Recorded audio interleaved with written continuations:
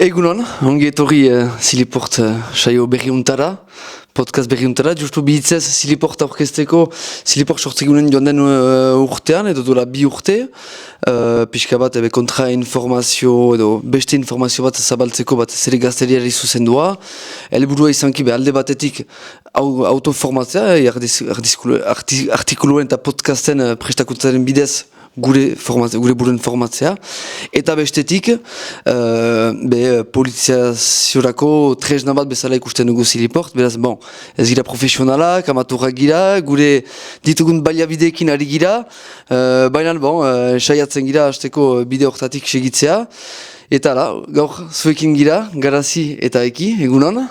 Egunon. Egunon.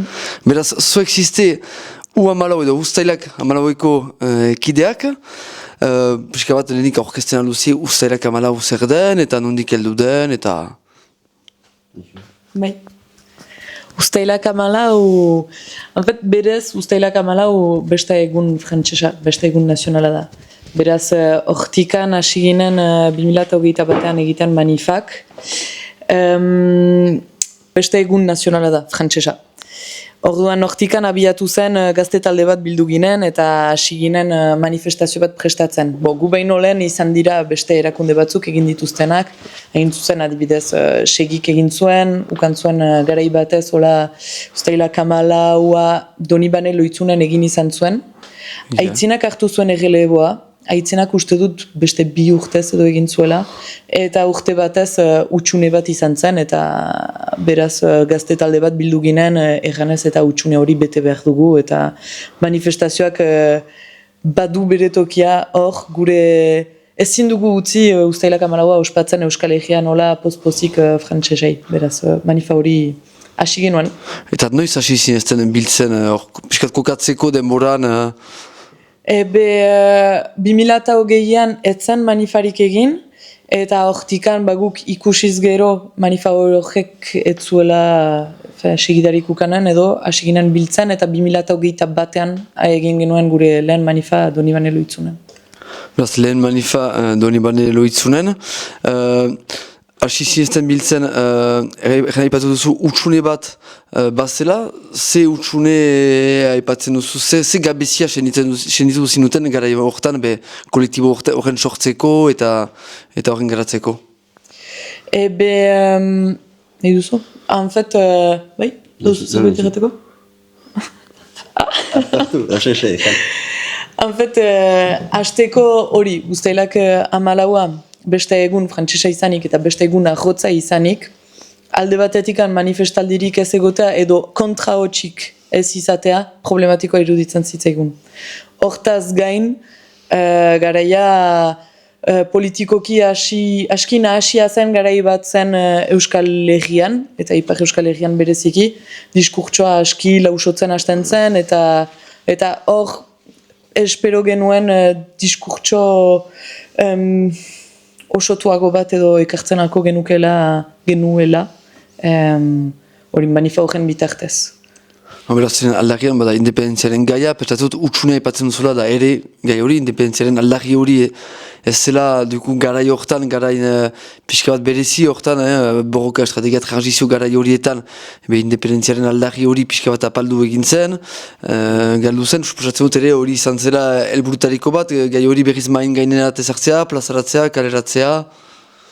Bai, nik uste hori aipatu zuen hori betetzea zela helburua, eta gerran ni hasi nintzelarik lehen bilkuretan edola, aski gazteago nintzen, gazteo nintzen.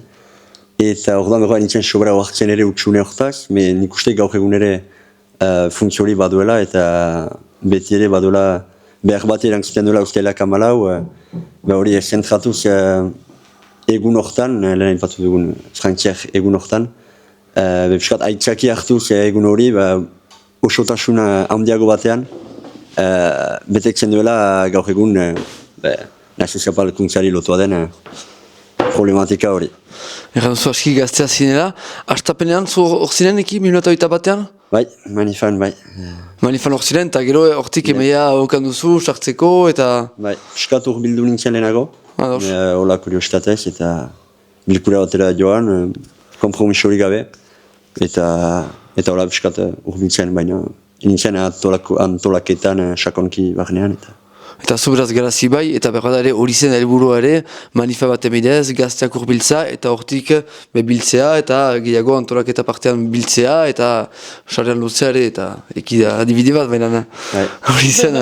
Eta ganean berezia zela, nik uste hor gaztea gine, oino gaztean ez, eta hori bakiko eta bat orte ditut, lizuotik ateratzen eta dena, badukla piskat rebelde gauza hori, eta hor justuki manifa horretan hausapesaren kasuarekin, gu kristan gogoa mantzuela, irrigoien hausapesaren kertatzen istiloa batek afitxa eman eginoela, banderola, eta erkoeksan, eta hausapesak ekzuela nahi, eta orduan atera zen, erdi Moskor, nik uste.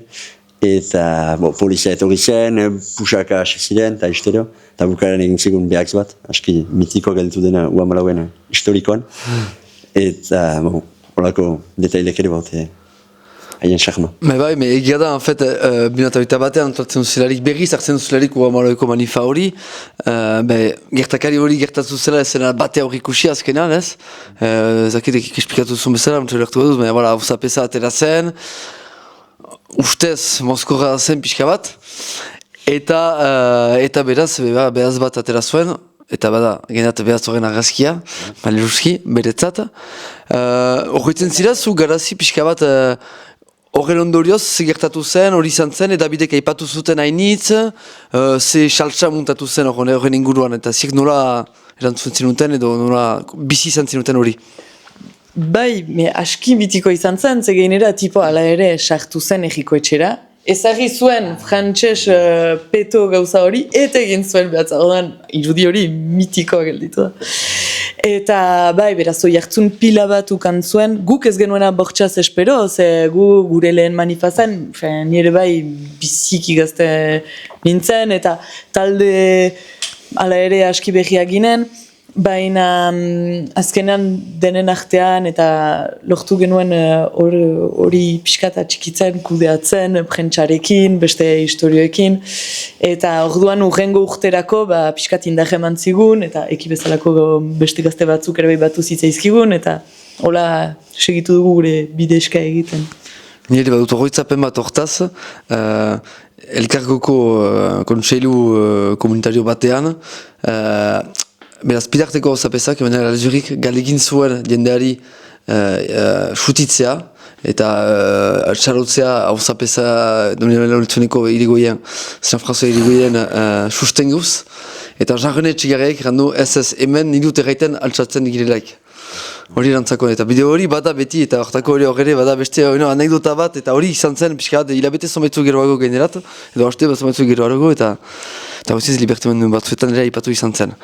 Beraz anekdota, beraz 2008 bateko lehen edizio hori, espero gabe azkenean berrekasta zeit bildu zuen, eta bidetan aipatu zen, egia. Baina loko kasuetan ere, esusutan ez dira aipatzen ere aldarrikapenak, eta gu hor gira aldarrikapenen aipatzeko, hor gira pixka bat Uamalauen kari definatzen zuen hildo politikoaren aipatzeko. Justu lehenik bitz, ustelak amalau ere, ze egun da frantses nazioaren eguna, historikoki badu garantzia bat, usuz baniz trompatzen, zukeren datazia, baina zen Bastiako presondegaren hartzea, izan zen, mila zazpion eta Latanita behatziko ustelaren Malagoian. Egun hori zuze beraz kasualitatez hautatu? Bai. Nik uste denek badakigula hori Bastiaren hartzea, izan dela, eta gaur egun dela ere, hori frantses iraultzaren simboloa, eta gaur egun simbolo horrekin aitzakitzat hartzen dela naziotasun sentimendu bat sustatzeko. Eta nik uste usteilak Amalauen festa egun hori ere hildo beretik doala, eta hori simbologia hori erabiltzen dela naziotasun sentimendua azkartzeko eta... Eta bada simboloa, eta bada konkretuki ere, frantses iraultza burgesak ere, azkenean, eskuaren zapalkuntza azkartu zela frantses burgesiaren, frantses iraultza burgesaren horren ondorioz, beraz hori biziki garrantzitsua da, pentsatuta aipatzea ere, zer ondorio ukanduen frantses iraultzak, zer la France unie indivisible, hizkuntza bakar bat, horren inguruan ere... Ahunt.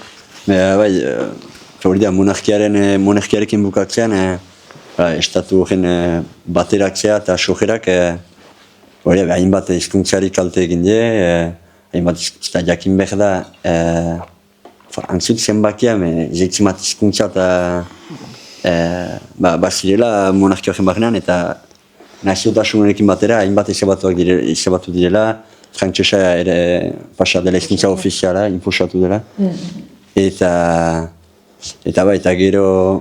Eta bazen hizkuntza eta bazen deretsuak ere. Errebetu legidi mailan ere, homogenizatu zuten berlegia derentzat, jakinez hemen ere biltzarrek bazirela eta hori. Monopolioak gaur egun ere badena, Parisen den zentralismo hori, bai deretsu, bai politiko, bai administratiboen kiko. Da hori guztia nik uste iraultzeak kanduela. Horrena estapen. Hortan da iraultza, horregatik erraten dugu iraultza burgesa dela ez.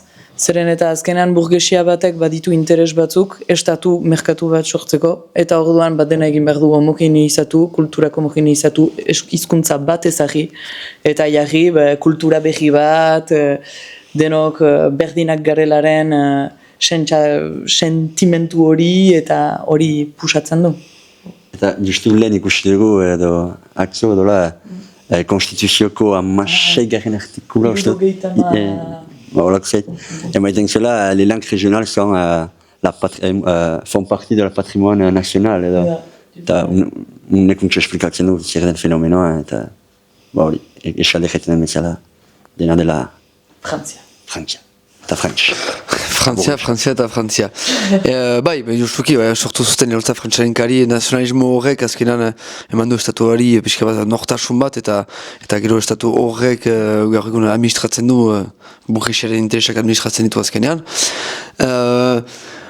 Beraz, horrekiko egunon simbolikoa da Uztaila Kamara, urtero manifa bat egiten duzi Uztaila Kamara hauen.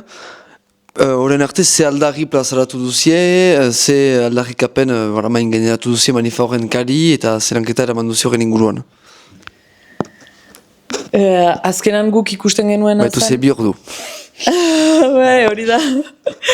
Azkenan guk ikusten genuen zen guk Euskal Herritar bezala eta zapalduak segitzen dugula. Bai Frantziak estatutikan, bai eta sistema kapitalista baten gandik.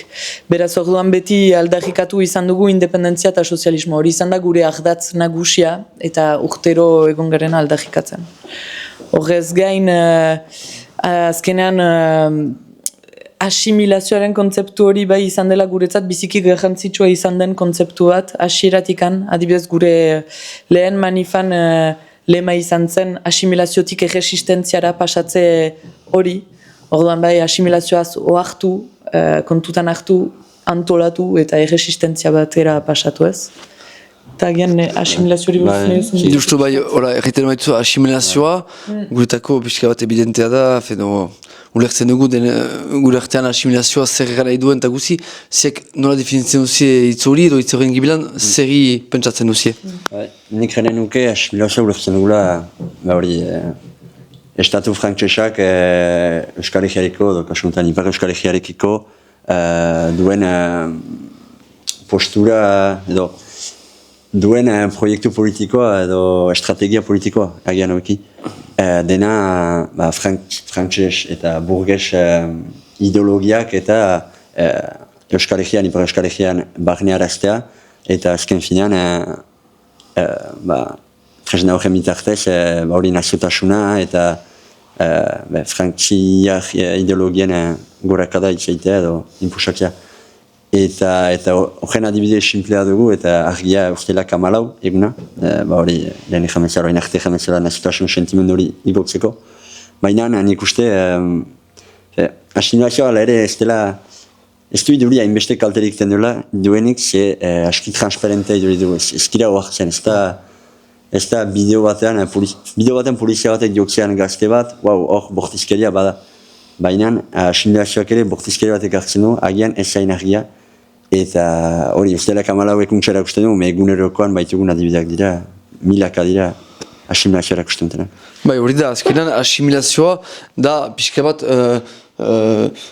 frantses estatuak eramaiten duen hegemonia kultural estrategia hori egan nahi baitu kirolaren bidez, kulturaren bidez, nola frantses sentimendua barne arrazten duen gazte-gaztetik. En fait, ez gira, nahiz eta frantses nortasuna gira, ez gira, ez da neor frantses sortzen, frantses bilakatzen da, bere bizian ikasten frantses estatuak, hainbat mekanismoren bidez ikasten baitako gazte bati frantses izaiten, seguraski, eta batez ere Euskal Herrian hori pasatzen da eskolaren zapalkuntzaren bidez, kulturaren zapalkuntzaren bidez, eta gure aberria eta nortasunaren zapalkuntzaren bidez. Eraikuntza sozial bat da, azken finan. Frantses izate hori edo, eta eraikuntza sozial inposatu hori deitzen alda asimilazioa. Beraz, haipa duzi asimilaziotik erresistentzia, hori zen lehen lema, lehen manifaren lema. Beraz, beste aldean erresistentzia zik nola ikusten duzien, zibidetik joratzen duzuen, Bai, guk, erresistentzia nik uste bizki zabala dela. Gure inean, gure markoan, egenen nuke gehien bat, instituzioetatik kanpo antolatzen den talde bat dela, kolektibo bat. Eta gure helburua, gure bidea ikusten dugula gehiago, piskat, karrika edo instituzioetatik kanpo emaiten den irakaspen eta horien bitartez, bojoken bitartez. Ez dugu uste instituzionalki bojokatuz, hau da, egotik ustela diren instituzioen bagnetik aldatu nahian gauzak funtzionatuko duen. Eta, zait. Agian nahiko nuke pixkat aipatu kontrabotere zerbait. Azkenean U-hamalauen antolatzen baldin bagara, nik gutxienez, da ere bai kontrabotere bat suposatzeko Frantziar estatuarekiko eta beste alternatibat proposatu alizateko eta antolatzeko. Adibidez, aipatzen genuen lehen gure artean ez, Euskara nola ari den despolitizatzen poliki-poliki, hor izan behar dela kontrabotere puntu bat, Euskara politizatzea, kultura politizatzea, eta ulertzea, asimilazio mekanismo horiek zailak direnak ez ulertzeko, hori ulertu eta orduan hori gure ganatu eta aurka egin alizate horren bidez. Beti ere hori da guk ikusi izan dugu ez, instituzioetatik aparte antolatu nahi dugula, instituzioak haien joko zelaian jokatzea izako balitzatekelako. Ez da ditz bat hori.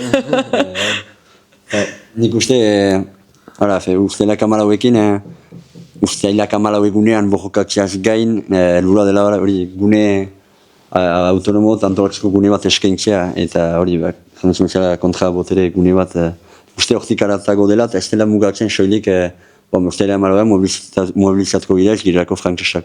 Nik uste badela horren gibelan zintzu importanteago bat, ari gorri sakonago bat, borka horren gibelan. Eta horretako haipatu dugu asimilazioa, horrean duzen bezala asimilazioa da biziki lausoa da, frantzez, hitz bat, euski erabiltzeko, c'est très diffus, fisikoki ezin da onki, menan bizkat gehiago simbolikotik badu, eta bestalde badala erresistentziaren dako espazio bat sortzeko helburua duzuela. Hori zen, beraz, asimilaziotik erresistentziara 2021 egin zinuten lehen manifaren lema, ondotik, beste ardaz batzu jorratzu dituzie, ze gai main gaineratu duzie? Hola, azken finan hori da, ezan bezala, ez dela mugatzen baksik usteak amalauean, gaur egun lantzikoak diren problematikak bosteun badira. Eta hortik ulertzen dugu etxebizien problematika, euskararena, kulturarena, milaka gauza badirela lantziko. Eta entzatzen gira, gure inean eta albezala, piskat denetatik jorratzen. diskrimiazio garatu batean. Ez. Agian, Zer den problematika, esplikatzen? Ba, hori da, ze gai kurutzatzen den ere horren inguruan, zer nola... Artu. Ba, hori da, jamizun zela gurutzatzen nik uste bat atratatzean bortxaz bestearekin dola, nik uste dena gurutzatzen dela interseksionalitateari begidean, nik uste horako zeit beharrezkoa dela bat aborkatzean alderri guziak nunbait elkar lotzen direlako, eta azken finean alderri guzi horien ejoa delako guk uste gaur egungo estatu frantses kapitalista, oroak ere sistema kapitalista, eta hortako beharrezkoa dela gauza bat tratatzekotan gai konkretu bat, gaintziko eta ikuspundu zabalago bat, agian denak bateratzen dituena. Zeta ipatu duzi asimilazioa, menan frantses estatua intzaipatu da, ipatu duzi ere beste zen bigarren hildoa edo ez bigarrena, menan osagerria dena, azkenan horrekin dena ere sozialismoa, eta hor ipatu baituzu kapitalismoaren presentzia, kapitalismo horreko borroka ere, nola gai hori ikusten duzi ere, sozialismoa nola jokatzen duzien, eta nola... Kontua, lehen aipatu dugun bezala ez, instituzioen kanpo etatik kanpo antolatzarena. Ulertzen baldin badugu frantses estatu zapaltzaile eta kapitalistak gure nazioa ukatzen duela, badugu nazio zapalkuntza bat, hori alternatiba bat erakutsi behar diguna. Baina horrez gain, frantses estatua kapitalista da eta langile bezala zapaltzen gehituzte. Instituzio horiek eginak dira, eta estatu moduan antolatua da, justu frantses estatua. Beraz, guk estatu horretan ez dugu parte hartu nahi. Eta guk egiten duguna da, jasaten dugu estatu horren burgesiaren interesak, jasaten ditu. Eta orduan, erraten dugularik independentzia eta sozialismoa behar dela da irte alternatiba integral bat proposatu alizateko Euskal Herri langileari. Funtsan. Ezakit, no. Eta... ez, sinmas hori. Ez, beste zerbait? Ez hori, biak batera ikusten dugula, bata beste gabe ez dela posible, eta Euskal Herri aske bat jaiteko bidea ikusten dugula biekin batera, eta ez bat beste baino haintzinago, bat beste baino gibilago. Hori, zen ikuste... Guk zapalkuntzari gabeko Euskal Herri bat ere ikeni dugu. Eta hortarako bidea dela. Beraz, azken urteetan manifa hori Doni Banelo itzunen egin zinuten. Uste diaz zinutela egin, gero aipatuko dugu. Baina Doni Banelo itzunen egitea, leku horren hautatzeak, bazuen zer zuen zenako hautatu zeleku hori? Hasteko kostaldeko ikur exotiko hori badelako frantses estatuarentzat, ez? Kostaldean ikusten ditugu hainbat turismo masiboa iristen eta nola folklorizazio hori ikusten da gehien bat. Azkeran, ze polita den Euskal Herria, ze exotikoa den, badute hizkuntza bat, badute kultura bat. Ordan, hori ere bai, lehengo gaietan pixkata aipatzeko ez, ze punturaino frantsesek alde batetikan asimilazio hori folklorizazioaren bidez egiten duten, eta beste alde batetikan merkantilizazio baten bidez. Orduan, Euskal Herria da exotiko da, folklorikoa, eta aldi berean sosa behar da, honat etortzeko. Eta orduan horregatik hautatu izan genuen Doni Banelo itzune. Eta horretako aurten hautatu dugu ere espeleta, gaur egun simbolikoki bizkazkarra delako turismo mailan, eta hori aipatuzun kulturaren bere ganatzea eta merkantilizazio hori bizki presente delako espeletako karriketan. Nik uste argiki ikusten dela. Hortzako pixka bat, ezakit, beste zerbait aipatzeko haintzineko edizioik, ustenak amaroiko bakatu manifekiko, baina nenuen aurtengoan zentratu pixka bat, eta transizioa egin duzueki, espeleta hautatu duzi erriz, beti berrilotik segitzeko, zenako espeleta... Nik uste, hainbat arrazoin izan daitezkela.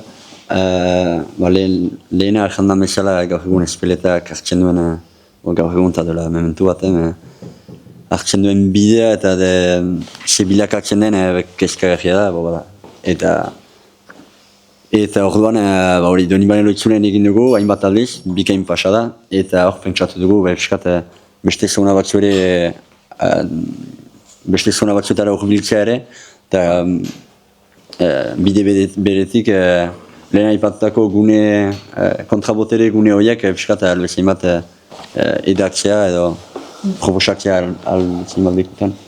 Eta hor agian Donibane Loitzuneko espeletako batek ekzuen Donibane Loitzunen behirik, eta hor jendea onkitzeko eta laguntzeko. Piskat barnekaldeagoa da, espeleta berbada? Bai, anitzetan ikusten dugu, iruditzen zait kostaldea, turismoaren bidez, eta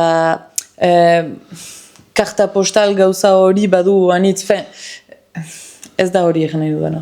Egin nahi dudana da, agian amplifikatua ikusten dugu kostaldeko problematika, baina barnekaldean berdinak badira.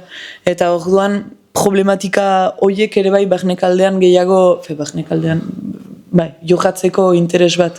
Eta gazte gehiago afiliatzeko gogo bat, eta errateko, borroka hori ez da kostatajena, bakarrik denona da, eta gozen denok elkarrikin antolatzera. Horregatik ere bai pixkat espeletaruntz joan gara. Arazoa hori, barnekaldean ere badelako. Eta nik uste badela initxe kostaldean, etxe bizien problematika kostaldean da, turistak kostaldean, denak kostaldean.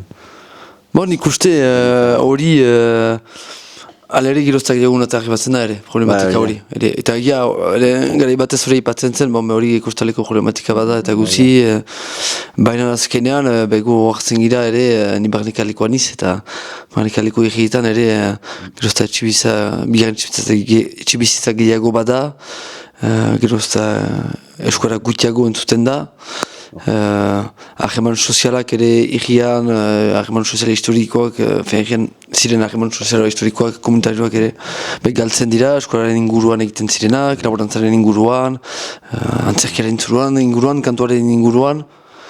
Eta afet bada, gertatzen ari da ere hemen orako harima galtze bat ere, eta folklorizazio bat, azken hori transformatzen dena, gero folklorizatzen dena, eta azkenan folklorizazioa baita kultura bat, baina despolitzatua dena, eta bere egazkun hortasunetik guztiz ustua dena. Hortaz ari gara ez, asimilazioaz ari garenean. Harima galtze hori ez duguna bortxaz ikusten, asimilazio baten mekanismoak dira, eta momentu baten gizarte homogeneizazio bat, eta hori, eta orduan, azkenan kostalde bai barnekalde, alternatiba berdina dela, eta alternatiba elkarrekin antolatu behar dugula azpimarratu. Nik harima galtze terminoa ez sobra maite. Eta iduridu zerbait... Nik ere ze hori egandut, ça fait peu... Iten du, joiten da, gauza konkretu bat, estrategia baten ondorioa da, eta gaur egun... Bistan dena, harima ez da... Harima baino gehiago, nuen egan... gehiago sozializazio bat, edo elkar sozializazio bat, elkar gure bat, edo komunitate egitearen sentimendu hori euskararen inguruan, kulturaren inguruan, nazioaren inguruan, eta azkenan bertzaltasunaren inguruan, eta guzi harima gehiago hortik teatzen nuen, megia, seguraski zela hitz egokia. Aipatutugu egin bat ardaz, azkenan deklinatu dugu asimilazioaren mekanismoak eta deklinatu ditugu pixka bat, ezakit zerbait bauzen gehitzeko horri buruz?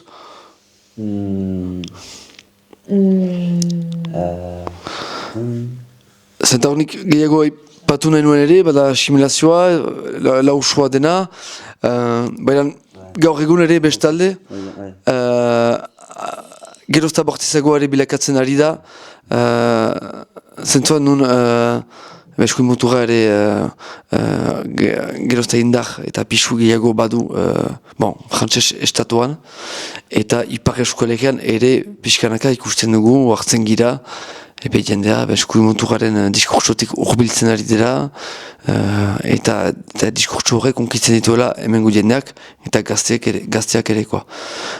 Horrekiko nola posizioa zentziste, ze diskurtso... Nik uste gaur egun bizki tratatzeko importanteak diren gaiak direla, hori asko muturaren igotzea, eta igotzea baina deia igoa da ere, ez da bortxaz etorkizun batean ikusi behar, nik uste gaur egun deia hor dela, presente dela. Nik epatzuntarik justu igotzea, ez doa zonbatek bozkatu dute errenen alde da diskurtsoan, jenden arteko harremanetan, adibidez gertakari bat gertatzen delarik, gertakari hori zen terminuetan ikusiko dugu eta analizatuko dugun, eta fet hortzen gira ostatuetan, asasuzaetan, eskumenturen terminuek dute gaina hartzen, gertakari batzuen ikusteko maneretan. Eta hori kontan hartu behar dela, eta bela ipatu ditudan hainbat borroketako bat dela ere guan bala bentsat.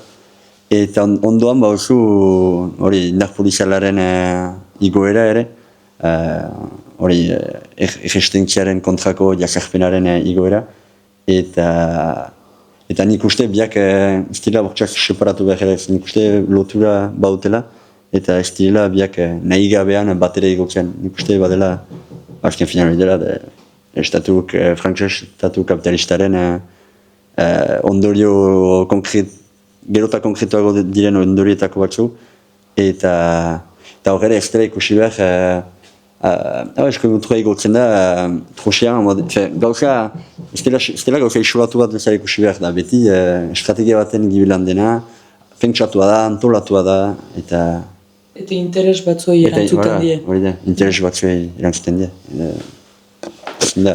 Eta Euskal Herrian hemen ikusten dugu ere badira figura batzu, segitu zen aktualitatea, bada Biarritz Olimpikeko jabea, eskumotorrekoa da, sortzen ditu hor elkargune batzu, topagune batzu, eskumotorraren hildotik batzuen jorratzeko, zinez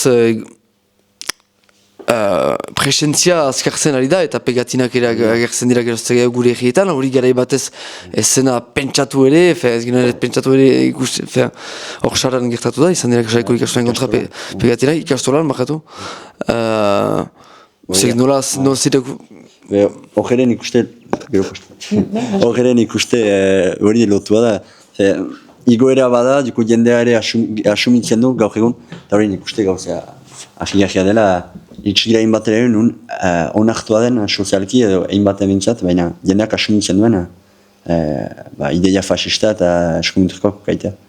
Eta nik uste hori kezkagarria dela, eta gain du bela itxigirela momentu batera nun eskumenturra hor da, eta presente da, eta momentua da iraktzartzeko.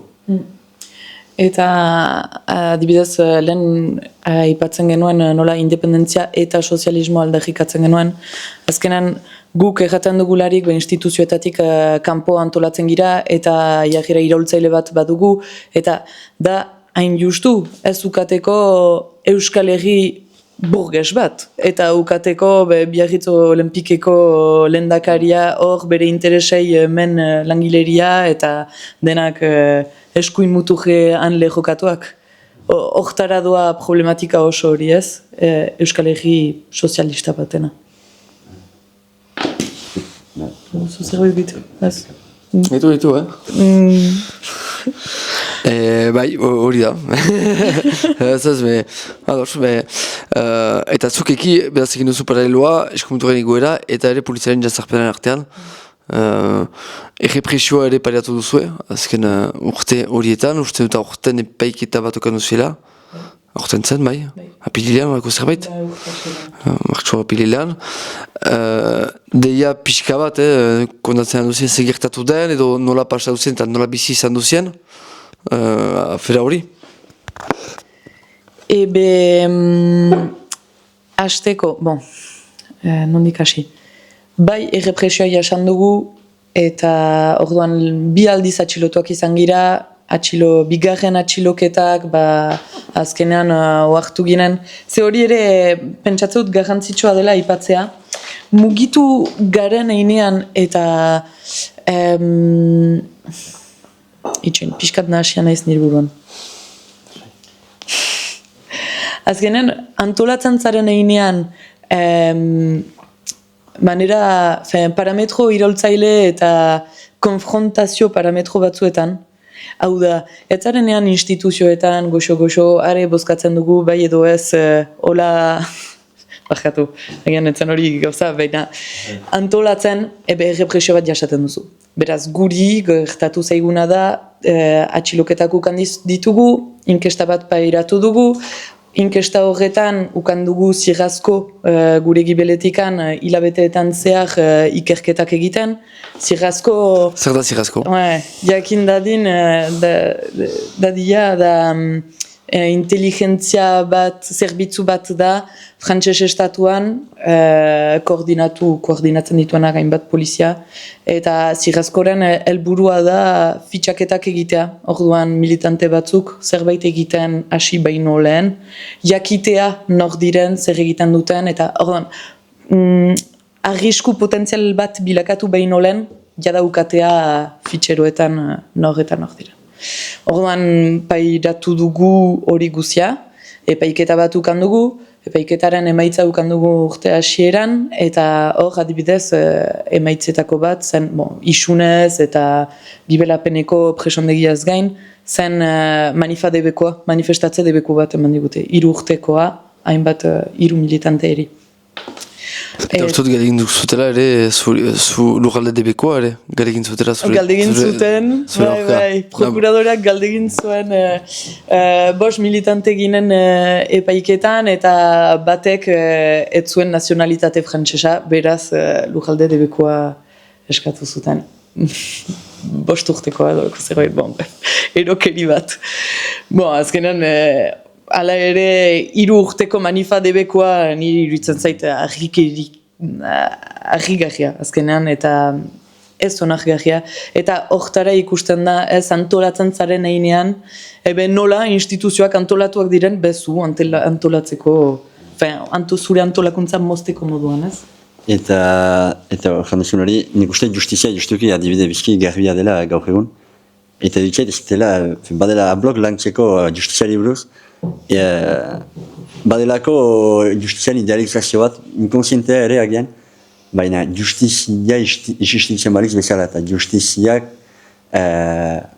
arrazoina, justiziak badu beti azken itxa, eta bada, nik uste, ez dela ere justizia deitu behar, justizia da mundu utopiko batean, izanen den zerbait gaur egun, justizia horren gibilan da, Estatu Frantsak bere interesoentzat emaiten dituen, egiten dituen portaerak edo tresnak. Justizia da frantses estatuaren instituzio bat. Bala, hori da.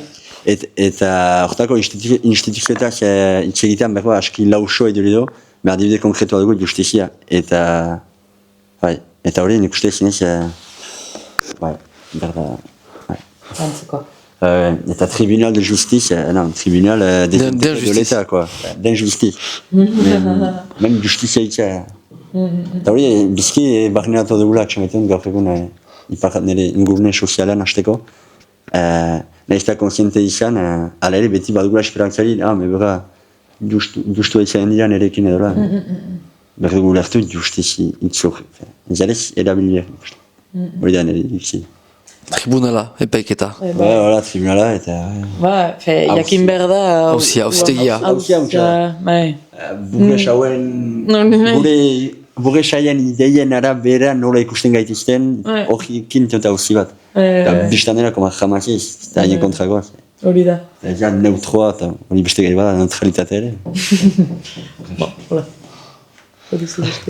Ez, untsa justuz grazia ipatu zinuen beraz bazen fitxaketa, hori importantea da ere, eta mugimendu soziala hainitzetan izan dira infiltratu eta horako kasuak entzun dira Espainiak estatuan, Katalunian, Eskualegian, hemen fitxaketa badira ere, eta batakigu, jendea badela beti norbait berbada guri iso edo batzuen so hasteko kasik egunetasunan hasteko, beraz bada errepresioaren alde hori, ez dena ikusten, ez dena ere bortizki, fizikoki bizitzen, baina azkean dena informazio bliketa, dena zure bizi pribatuan ere sartzen dena, eta hori ere biziki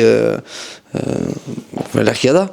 Eta horren inguruan ere sortzen diren dispositibo guziak, kamerak eta guzi. Eta bestetik badira ere atxiloketak, konkretuki atxiloketak, goizeko zaketu matetan. 6, 7, eta zientxeka, Pixka bat, nola bizi izan duzi gauza hori, aheman hori,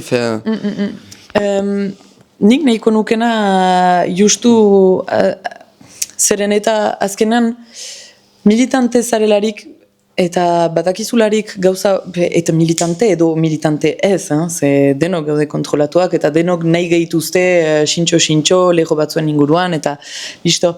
En fet, fite sartu gehitezke olako ni lehena, psikoza batean, hola. Eta jendeari jateko pairatu dugun errepresio guztia ez da hain beldurgarria izan. Elkartasun batean sartzen garelako eta anfet ez da gu individualizatu nahi gehituzte, nahi dute bakoitza bere xokoan egon dadin eta anfet gure lana da denak elkartu gehitezen eta hori elkarrekin auge egin diezaiogun. Eta orduan hori izan atxiloketak, izan hori guztia batu eta badakigu zergatik egiten dugun hori. Eta hori batasun horrek indar janitz ematen du. Adibidez konkretuki hor Helena aipatu zula isunak eta bildu ditugula. Iduridu, beldur egiten du, azken finean isunak aipatu ditugu denek elgerkin pestak antolatu, sustengu pestak, eta dena nik uste hori dela gakoa egiten duen piskat tutu edo batasuna da gakoa, baina giazkin nik uste azken finean, horren arte jandugun guzia bezala, represio hori strukturatua da, estrategia baten barne da, eta horren represio strukturatu bati, guk ere erantzun strukturatu bat eman behar dugu, aurre ikusia, ezin dugu erantzun, hainbeste antolatu den zerbait ezin dugu erantzun ejertzioz batzik. Berda aurre ikusia, antizipatu, aipatu. Eta hori da bidea, eta horretan ari gira gerota gehiago, eta horretako nik uste ere, militanteak ez direnak hori gaur egun ez dela horrekin beldurtzekorik eta guk ere baitugu kontaktuak abokatuak eta guk ere ikasten dugu eta konsienteki egiten dugu ez dira pitoak bezala joiten eta horrekin errepikatu dut beste hitz batzu egin azkenean baina azkenean haiek errepresio strukturatu hori da gero eta militante gutxiago egon daitezen. Ez dute nahi militantzea, ez da haien interesetan militatu dezagun. Beraz, hain justu ez dugu beldurtu behar eta guk ere hori strukturatu behar dugu gure erresistentzia. Baina ez beldurtu, benetan ez beldurtu.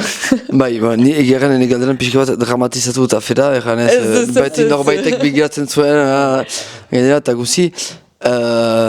Baina, ezen bat ere hori helburua eta resonantzia hori azpimarratzea, badela gibilen alere erri mugimendu bat oraindik alere aski aktiboa dena, badela remantzaren bidez eta guzi oraindik ere elkartasuna badela, eta hori untxagin duzi azpimarratzea.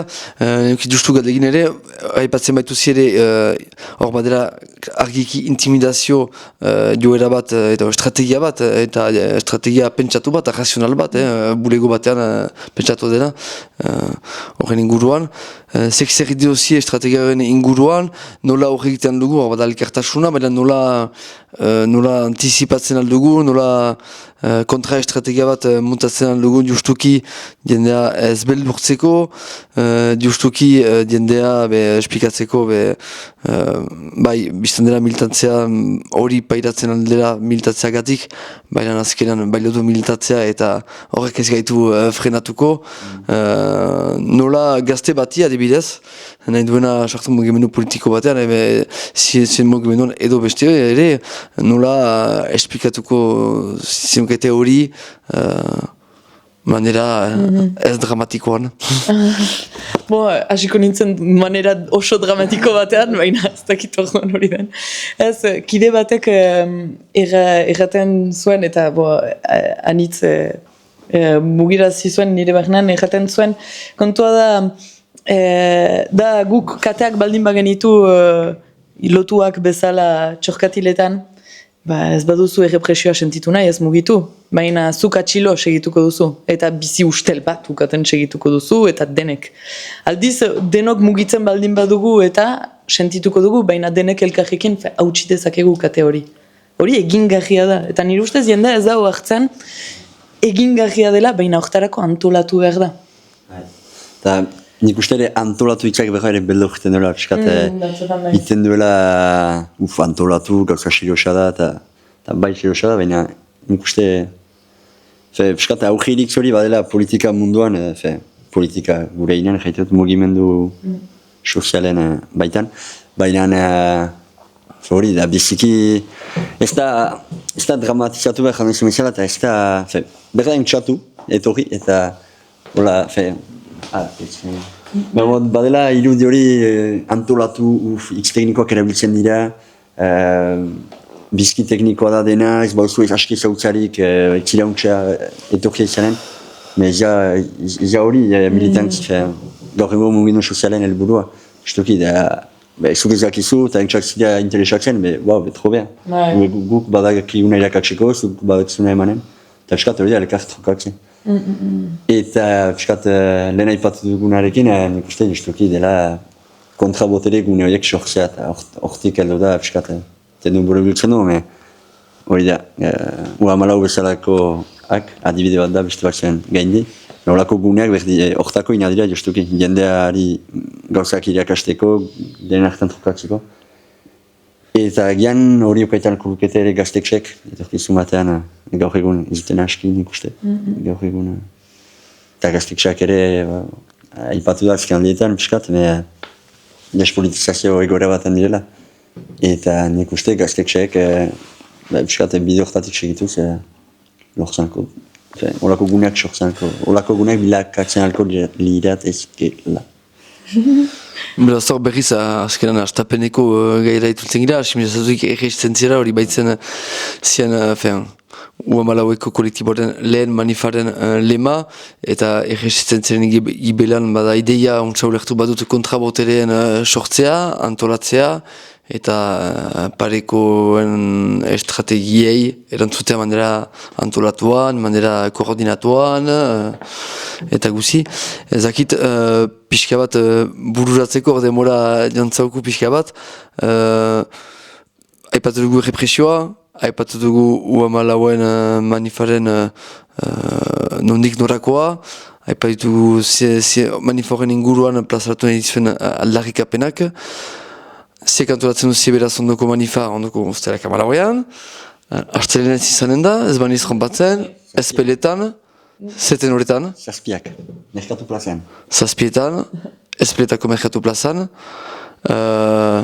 Demagun ni ama 6, ama 7, 18 urteko gazte banaiz, nola komentzituko nauzie ditea manifara. Zu gazte hori zarela. Elkarrieta honetan iduzi baitutela bera ino, 15 urte gutia. Infantilizatzen zaitut. Nola ze jaren nioken, horren pito diru, engtsatzea. Engtsatu aurten, engtsapasten bada, ondokoan etorko zileak, bada engtsapasten, ez bat zumaitatzen, ez bat zilea eroso, ondokoan ekzilea aldu. Galtzen duzu bi ordu zure bizian, xaba. Eta gero politikoki azken finean, lehen ezan da bezala, ustela Kamalau egune erabiltzen dugu, gibelean da beste txapalketa hainitzen kontra egiteko. Eta kanbotik heldu den gazte bat edo baigorritik bere egian gertatzen den txapalketak ere gainitza du helburu manifa horrek, bide horrek. Eta piskat hori da identifikatua senditzen direla, zenta haientzat ere onuragarri da nik uste. Eta ez dela gauza bat urjun, haien ingurunean gertatzen da ere. Gu ere haien ingurunean gira, ingurune berrian gira eta guk aldatu nahi diguna da gure ingurunea denena, eta ez bakrik zegin. Bai, noski. Anitzetan eta hori izango da ez, estatu burgesan helburua, ez da oartzea ere zapalduak gaudela. Eta erratea, bizitza da, hola segituko dut. Ez, zapalkuntza hor dago, denetan da, eta hori, ama 6, ama 7, 18 urteko gazte horrek zapalkuntza ere bai jasaten du. Eta hortara hori egiteko zatuzte manifara, eta Eta 25, 26, 27 urte bali maituzu ere, eta hori... Eta 55 ere, denak ongetu. Hori garen nuen. Untsa, azteko mileskeren hitz parte harturik podcast hortan. Baduzie, berbada azken hitz bat, erraiteko, zerbait biziki azpimaratzeko, horreipatu dituen gai guzietan, zerbait bereziki azpimaratu nahi duziena, golepatu nahi duziena. Nik bai. Piskat, Uamalauek egia da piskat kandola bide bat, astapenean egia inz fokalizatzen ginela ustela Kamalau data hortan. Eta piskat indugula horretan autokritika bat. Eta badugula piskat ikuspun hori horrein piskat zabalagoa, horrein arte ipatu da metzala, hildo sakonago edo zabalago bat hartzen duena. Eta hori da, azken finean, gure helburua Uamalauekin kolektibo bezala dela piskat egi mugimendu bat sortzea gaur egun ez da inbesteala, helburua da piskat EHZ eta forma gizan, Piskat egi guztitatik, jendeak bere demora librean partekatzea, demora elgarrekin zerbait sortzea eta piskat batera elkar lagunduz konsientzia rastea. Eta hori, biztan dena kritikotasun politiko bat garatuz eta hori beti ere politizazioa izanez egakoa, eta ez egi mugimendu bat, ez du zentzurik ez bada politikoa. Eta hori.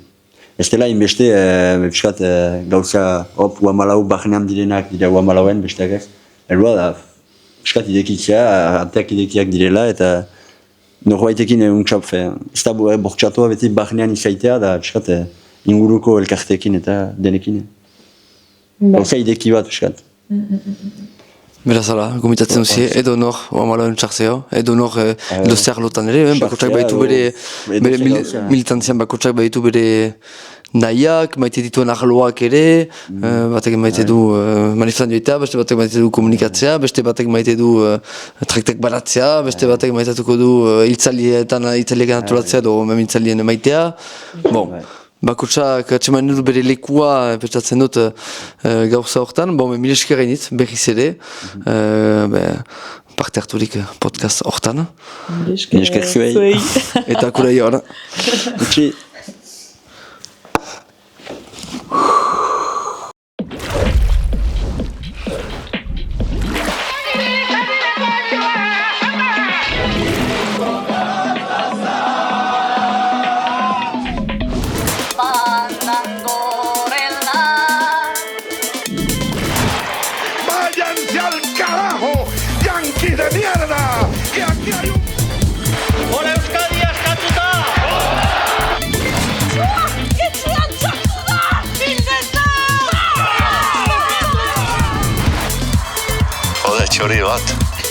C'est moi qui décide s'il faut se lever ou pas. Costa a la costa, libre, alai, zoriontsu! Yupi, Gora Euskadi! Independentzia!